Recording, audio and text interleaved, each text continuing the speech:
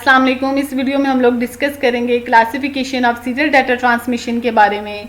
Previous video में हमने discuss की थी basic types of data transmission को, जिसमें फर्स्ट वन थी parallel data transmission. Parallel data transmission में हमने देखा था कि ऐसी ट्रांसमिशन होती है जिसमें डाटा ग्रुप ऑफ बिट्स की फॉर्म में मल्टीपल लाइन्स के थ्रू ट्रांसमिट किया जाता है at a same time. Second हमने देखी serial data transmission. Serial data transmission ऐसी ट्रांसमिशन होती है जिसमें bit by bit data transfer किया जाता है using a single communication channel.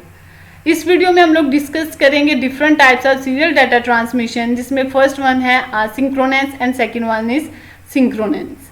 Let's start with asynchronous. In this transmission method, one byte data or a character is sent from one device to another with irregular interval. इस transmission method के अंदर हम लोग 1 byte data या एक character send करते हैं एक डिवाइस से दूसरी डिवाइस में इरेगुलर इंटरवल के साथ। इरेगुलर इंटरवल का मतलब होता है डिले, मींस कि हमारे पास ये ऐसी ट्रांसमिशन होती है, ये ऐसी कम्युनिकेशन होती है जो कि रियल इन्वायरमेंट में कंडक्ट नहीं की जाती। Let's understand with a simple example. Suppose कि आप अपने किसी क्लाइंट को इन्फॉर्मेशन सेंड करना चाह रहे हैं थ्रू ईमेल के थ्रू आप इन्फॉर्मेशन सेंड करना चाह रहे हैं, तो आप क्या करते हैं, उस इन्फॉर्मेशन को ईमेल के साथ अटैच करके अपने क्लाइंट को सेंड कर सकते हैं।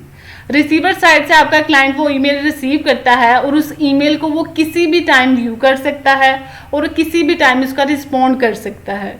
मीन्स उस पर ये कंपल्शन नहीं होती कि जिस टाइम आपने ईमेल सेंड की है वो उसी टाइम उस ईमेल को व्यू करे और उसका रिस्पॉन्ड करे आपको।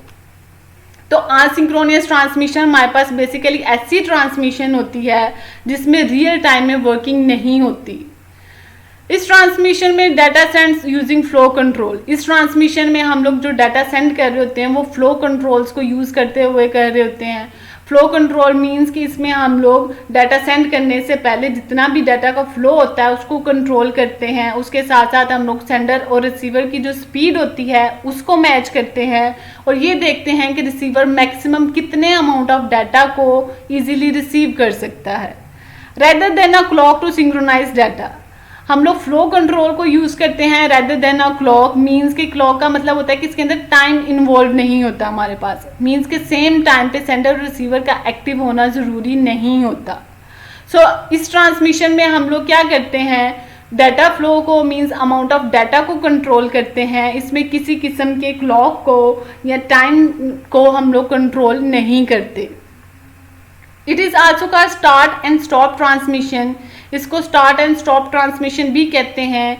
क्यों कहा जाता है, क्योंकि जब भी हम लोग अपना यूनिट डाटा जो सा बिट बाय बिट ट्रांसफ़र करते हैं तो इसमें 2 बिट्स अटैच की जाती हैं। एक स्टार्टिंग में अटैच की जाती है जिसको स्टार्ट बिट कहा जाता है और एक एंड में अटैच की जाती है जिसको स्टॉप बिट कहा जाता है। जो स्टार्ट बिट होती है उसको 0 से रिप्रेजेंट किया जाता है और बेसिकली ये क्या करती है, ये रिसीवर को इन्फॉर्म करती है कि डाटा यहाँ से स्टार्ट होता है। इसको हम लोग स्पेस स्टेट भी कहते हैं। इसे स्पेस स्टेट इसलिए कहा जाता है, इट्स मीन कि हमारे पास इसमें इस दौरान किसी किस्म का डाटा सेंड नहीं हो रहा, सिर्फ स्पेसिस सेंड हो रही हैं रिसीवर साइड पे। स्टॉप बिट की बात करें तो स्टॉप बिट को हम लोग 1 से रिप्रेजेंट करते हैं और स्टॉप बिट जो है वो एंड ऑफ डाटा यूनिट को रिप्रेजेंट करता है। इट्स मीन कि इस पॉइंट में हमारे पास एक कैरेक्टर या एक बाइट कंप्लीट हो जाती है। जैसे स्टॉप बिट एक्टिव होती है तो उस वक्त हमारे पास एक आइडियल लाइन जो सी है वो जनरेट होती है। अब वो आइडियल लाइन किस वजह से जनरेट होती है, वो जब हम लोग कैरेक्टर ट्रांसमिशन करते हैं तो उस दौरान जब गैप हमारे पास अक्कर होते हैं तो उस गैप की वजह से हमारे पास आइडियल लाइन जनरेट होती है। इस आइडियल लाइन को हम लोग मार्क स्टेट भी कहते हैं। अब ये मार्क स्टेट क्या होती है, इसको हम लोग 1 से रिप्रेजेंट करते हैं।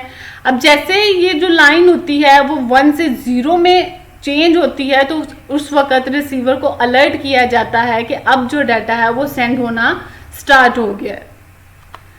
स्टार्ट बिट हमने देखा कि उसको हम लोग स्पेस स्टेट भी कहते हैं और 0 से रिप्रेजेंट करते हैं और स्टॉप बिट को हम लोग मार्क स्टेट भी कहते हैं और इसको 1 से रिप्रेजेंट किया जाता है।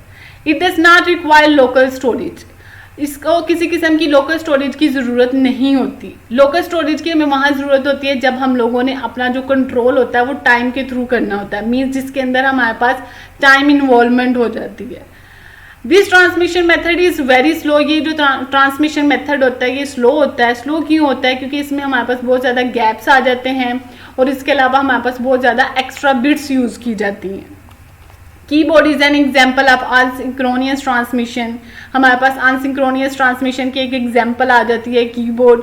अब कीबोर्ड के थ्रू जब हम लोग कोई करेक्टर एंटर करते हैं तो वो इमीडिएटली ट्रांसमिट हो जाता है, लेकिन उन करेक्टर्स के दरमियान जब आप more than one characters enter करते हैं कीबोर्ड के दरमियान तो उनके दरमियान जो टाइम इंटरवल होता है वो फिक्स नहीं होता, मीन्स उनके दरमियान गैप्स आ जाते हैं। अब गैप्स क्यों आते हैं? क्योंकि यूजर जो सा है वो यूनिफॉर्म स्पीड में करेक्टर्स एंटर नहीं कर सकता। नेक्स्ट जो हमारे पास टाइप आती है वो है synchronous transmission. In this transmission method, data is sent block by block or word by word from one device to another with same even time interval. इस ट्रांसमिशन मेथड के अंदर जो डाटा ट्रांसफ़र किया जाता है वो ब्लॉक बाय ब्लॉक और word by word transfer किया जाता है। ब्लॉक बाय ब्लॉक का मतलब होता है मोर देन 1 बाइट्स को आप कंबाइन करके ट्रांसफ़र कर सकते हैं with same time interval. Means इसके अंदर रेगुलर इंटरवल का कॉन्सेप्ट यूज़ किया जाता है। अब रेगुलर इंटरवल हमने प्रीवियस में भी देखा था, इसमें भी हम लोग एक एग्जांपल के साथ डिस्कस कर लेते हैं। सपोज करें कि आप ऑनलाइन बिजनेस चला रहे हैं या आप किसी भी किस्म की ऑनलाइन कन्वर्सेशन करना चाह रहे हैं अपने क्लाइंट के साथ, तो ऑनलाइन जो हमारे पास चैटिंग इन्वायरमेंट होता है उसमें क्या होता है कि आप अपने किसी किस्म की मैसेज एक्सचेंज करने से पहले आपको कम्युनिकेशन जो सेशन होता है उसको एस्टेब्लिश करवाना पड़ता है। सबसे पहले क्या होगा, आपका कम्युनिकेशन सेशन एस्टेब्लिश होगा, फिर क्या करेंगे आप किसी किस्म का मैसेज टाइप करेंगे और वो मैसेज जो है वो सेंड कर देंगे रिसीवर साइड पे। रिसीवर क्या कर रहा होता है, रिसीवर साइड पे जो रिसीवर होता है वो प्रेजेंट होता है और एक्टिवली आपके मैसेज का वेट कर रहा होता है।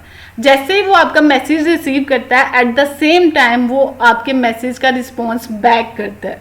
इसमें क्या होता है कि इसमें हमारे पास इसमें जो टाइम इंटरवल होता है वो फिक्स्ड होता है, मतलब जिस टाइम आप मैसेज सेंड करते हो उसी टाइम उसका रिस्पॉन्स बैक आना कंपलसरी होता है। नॉट स्टार्ट और स्टॉप बिट्स आर यूज। इसके अंदर हाँ किसी किस्म की स्टार्ट या स्टॉप बिट्स यूज़ नहीं की जाती। एरर चेक बिट यूज़ की जाती है। एरर चेक बिट बेसिकली क्या करती है, जो आप डाटा सेंड करते हो उसको रिसीवर साइड पे जाके उसकी एक्यूरेसी को वेरीफाई करती है, उसकी एक्यूरेसी चेक करती है। इसके अलावा आप एरर चेक बिट के थ्रू अपना डाटा रीट्रांसमिट भी कर सकते हैं। A synchronise clock is necessary for synchronise transmission. Synchronise transmission के लिए सिंक्रोनाइज क्लॉक का होना ज़रूरी होता है। सिंक्रोनाइज क्लॉक बेसिकली क्या करता है, ये हमारे पास क्लॉक सिग्नल्स होते हैं जो कि आपकी इंफॉर्मेशन की ट्रांसमिशन को कंट्रोल करते हैं या उसको शेड्यूल करते हैं। इसके अंदर मीन्स कि इसके अंदर हमारे पास टाइमिंग इन्वॉल्व होती है। जब हमारे पास सेंडर और रिसीवर का सेम टाइम पे एक्टिव होना कंपल्सरी हो उस केस में हमें सिंक्रोनाइज क्लॉक की ज़रूरत होती है। Large volume of data can be transmit at a time. इसमें आप एक वक्त में large volume of data transmit कर सकते हो। Speed of data transmission is very high. इसकी जो डाटा ट्रांसमिशन स्पीड ज़्यादा होती है क्योंकि इसमें किसी किस्म के गैप्स या एक्स्ट्रा बिट्स यूज़ नहीं की जाती। Local storage is required. इसमें हमारे पास टाइम इंटरवल इन्वॉल्व होता है, रेगुलर इंटरवल होता है, तो उस केस में हमें इसमें डाटा सेंड करने से पहले उसे स्टोरेज में सेव करना पड़ता है। This type of transmission is suited for remote communication between computer and related devices like a printer. ये ट्रांसमिशन बेसिकली वहाँ पे सूट करती है जब हम लोगों ने कंप्यूटर और उससे रिलेटेड डिवाइसेस के दरमियान कम्युनिकेशन करवानी हो, like a printer. So basically इस लेक्चर में हमने देखा कि किस तरह हम लोग असिंक्रोनस एंड सिंक्रोनस ट्रांसमिशन के थ्रू अपना डाटा जो सा वो ट्रांसफ़र कर सकते हैं एक डिवाइस से दूसरी डिवाइस के अंदर। आज का लेक्चर यहीं पे ख़त्म हुआ। Thank you. अल्लाह हाफिज़।